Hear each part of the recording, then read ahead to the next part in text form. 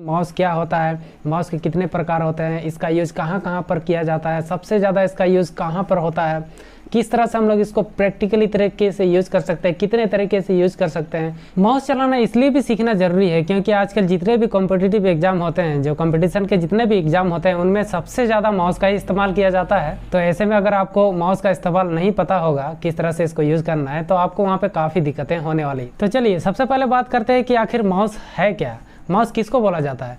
तो कंप्यूटर का एक हार्डवेयर डिवाइस होता है माउस, यानी कि ऐसा हार्डवेयर डिवाइस बोलने का मतलब ये है कि हार्डवेयर तो चलिए हार्डवेयर का दुकान भी होता है, तो वहाँ पे बहुत सारे ढेर सारे सामान होते हैं हार्डवेयर के, तो उनको हम लोग नहीं बोल रहे हैं। हम लोग यहाँ पे बात कर रहे हैं कंप्यूटर के हार्डवेयर के डिवाइसेस के बारे में। यानी कि हार्डवेयर बोला किसको जाता है, हार्डवेयर बोला जाता है उसको जो हार्ड होता है। जैसे हार्डवेयर नाम से ही पता चल रहा है कि हार्डवेयर, हार्ड होता है वो, वेयर मतलब सामान, तो ऐसा सामान जो हार्ड होता है। कंप्यूटर के अंतर्गत में जितने भी हार्डवेयर डिवाइसेस होते हैं, जैसे कि हमारा कीबोर्ड हो गया, माउस हो गया, मॉनिटर हो गया, सिस्टम यूनिट हो गया और ये स्पीकर हो गया, तो इस तरह से ये सारे हार्डवेयर डिवाइसेस होते हैं। तो उनमें एक हार्डवेयर डिवाइस माउस भी होता है, इसी को हम लोग हार्डवेयर डिवाइस भी बोल सकते हैं। तो ये एक हार्डवेयर डिवाइस के साथ साथ एक इनपुट डिवाइस भी है। माउस को इनपुट डिवाइस भी बोला जाता है। इनपुट डिवाइस क्यों बोला जाता है, जैसे कि नाम से ही पता चल रहा है इनपुट, यानी कि कोई चीज़ को पुट करना। हम लोग कंप्यूटर में अपना निर्देश या कमांड को पुट करते हैं, यानी कि डालते हैं, तो वो हमारे कंप्यूटर में इन करता है, इसीलिए इसको इनपुट डिवाइस के नाम से भी बोला जाता है। तो ये एक हार्डवेयर डिवाइस भी हो गया, एक इनपुट डिवाइस भी हो गया। तीसरा चीज़ इसको पॉइंटिंग डिवाइस भी बोला जाता है। जैसे कि हम लोग यहाँ पे माउस को मूवमेंट जैसे ही करते हैं तो माउस का पॉइंटर यहाँ पे मूवमेंट करता है, यानी कि हमारा जो माउस है उसका कंप्यूटर में क्या गतिविधि हो रहा है उसके लिए माउस का एक पॉइंटर यहाँ पे शो करता है स्क्रीन पे, तो वो माउस के साथ में अटैच होता है। यानी कि जैसे जैसे हम लोग माउस को मूव करेंगे वैसे वैसे हमारा माउस का पॉइंटर भी मूव करता रहेगा। तो ये हम लोग माउस की मदद से, पॉइंटर की सहायता से हम लोग किसी चीज़ को पॉइंट करते हैं, इसीलिए इसको पॉइंटिंग डिवाइस भी बोला जाता है। तो इस प्रकार से आप देखें तो माउस एक हार्डवेयर डिवाइस भी है, इनपुट डिवाइस भी है और पॉइंटिंग डिवाइस भी है। तो ये तो हो गया माउस के बारे में कि माउस आखिर है क्या। अब हम लोग बात करते हैं कि माउस के कितने टाइप्स होते हैं, मतलब कि माउस के कितने प्रकार होते हैं। माउस के प्रकार को हम लोग दो भागों में बांट सकते हैं। एक जिसमें हम लोग माउस के संरचना के आधार पर, उसकी बनावट के आधार पर उसको देखेंगे उसके कितने टाइप्स होते हैं। दूसरा हम लोग देखेंगे कि उसके जो केबल होते हैं, केबल में जो कनेक्टर लगा होता है, केबल के अंतिम छोर में जो कनेक्टर लगा होता है, उस कनेक्टर के आधार पर हम लोग देखेंगे कि वो कितने प्रकार के माउस होते हैं। तो चलिए सबसे पहले हम लोग देखते हैं उसके लुक्स, उसके बनावट या उसकी संरचना के आधार पर माउस के कितने प्रकार होते हैं। देखिए बनावट या संरचना के आधार पर माउस के ऐसे तो बहुत प्रकार होते हैं, लेकिन जो हम लोग मेनली जो मेन जो माउस के प्रकार है उनको हम लोग देखेंगे। तो सबसे पहले जो पुराने माउस आया करते थे उनको बोला जाता था मैकेनिकल माउस। मैकेनिकल माउस में छोटा सा एक रबर बॉल होता था जो कि माउस के नीचे में होता था। जैसे ये माउस है तो उसके माउस के नीचे में एक रबर बॉल होता था और उस माउस के रबर बॉल का मूवमेंट जैसे जैसे होता था उसी प्रकार हमारा माउस का जो कर्सर है, जो पॉइंटर है, वो भी मूव करता था। तो वो होता था मैकेनिकल माउस। उसके बाद सेकंड आया ऑप्टिकल माउस। ऑप्टिकल माउस में क्या होता है कि इस तरह का लेजर लाइट होता है, ये भी एक ऑप्टिकल माउस का उदाहरण है। जैसे कि ऑप्टिकल माउस के नीचे में एक लेजर लाइट होता है, तो ये लेजर के आधार पर काम करता है। जैसे ये जो आप लेजर देख रहे हैं यहाँ पे, तो इस लेजर का रिफ्लेक्शन की वजह से ये काम करता है ये माउस। अगर हम लोग इस लेजर वाले माउस को, यानी कि ऑप्टिकल माउस को, किसी कांच के सतह में हम लोग रख करके अगर यूज करेंगे, उसका सरफेस अगर कांच होगा तो लेजर क्या हो जाएगा, उसके आर पार हो जाएगा, तो वो रिफ्लेक्ट नहीं होगा, वो आर पार हो जाएगा लेजर, जिस कारण से ये माउस काम नहीं करेगा। तो लेजर माउस का काम करने का जो फंडामेंटल है वो ये कि उसका लेजर लाइट रिफ्लेक्ट हो करके उसको वापस आना चाहिए, तब जा करके वो माउस काम करता है। तो यहाँ पे ऑप्टिकल माउस के लिए सबसे जरूरी हो जाता है कि उसके लिए माउस पैड इस तरह का होना बहुत जरूरी है। ये जो आप देख रहे हैं माउस पैड, इस तरह का माउस पैड होना बहुत ही ज़रूरी है। माउस पैड के जगह में आप क्या कर सकते हैं कि कोई पेपर या कोई चीज़ का इस्तेमाल कर सकते हैं जिसके नीचे वो लाइट रिफ्लेक्ट करके वापस आ जाए, जिससे वो लाइट रिफ्लेक्ट कर सके। तो ऑप्टिकल माउस में इस तरह का सरफेस या माउस पैड का होना बहुत ज़रूरी होता है, तब जा कर के वो प्रॉपर तरीके से काम करता है।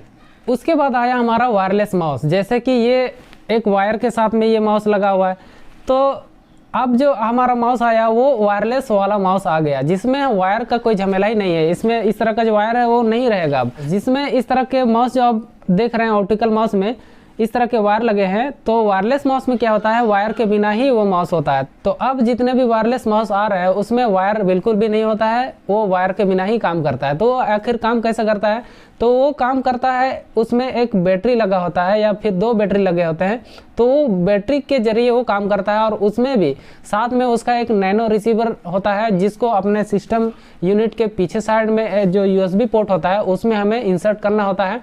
और वो रिसीवर क्या करता है, वो माउस से वाईफाई कैच करता है। तो वाईफाई वो डायरेक्ट तो कैच नहीं करेगा, तो उसके लिए फिर हमारे माउस में भी एक ट्रांसमीटर लगा होता है। तो ट्रांसमीटर लगे होने की वजह से ये रिसीवर के साथ में ये माउस वाईफाई के जरिए एक दूसरे को कनेक्ट करता है और ये काम करने लगता है। तो इस तरह से वायरलेस माउस रिसीवर और ट्रांसमीटर के आधार पर काम करता है, और जिसके बिना ये काम नहीं करेगा। वायरलेस माउस में बैटरी का लगा होना बहुत ही जरूरी है। सेल बैटरी लगते हैं इसके नीचे साइड में, यहाँ पे लगते हैं नीचे साइड में, तो उनमें बैटरी लगाना बहुत जरूरी होता है। उनके बिना ये काम नहीं करेगा, और जब बैटरी अचानक खत्म हो जाती है तो ऐसे में वो काम करना बंद कर देता है। वायरलेस माउस में और एक टाइप है जिसको ट्रैक बॉल माउस बोला जाता है, जिसमें ऊपर साइड में एक बॉल होता है और किसी किसी में ये साइड में भी बॉल रहता है, जैसे कि थंब के साइड में ये जो अंगूठा है हमारा, तो अंगूठा के साइड में भी बॉल लगा होता है, छोटा सा रबर बॉल, या फिर ऊपर साइड में भी बॉल लगा होता है।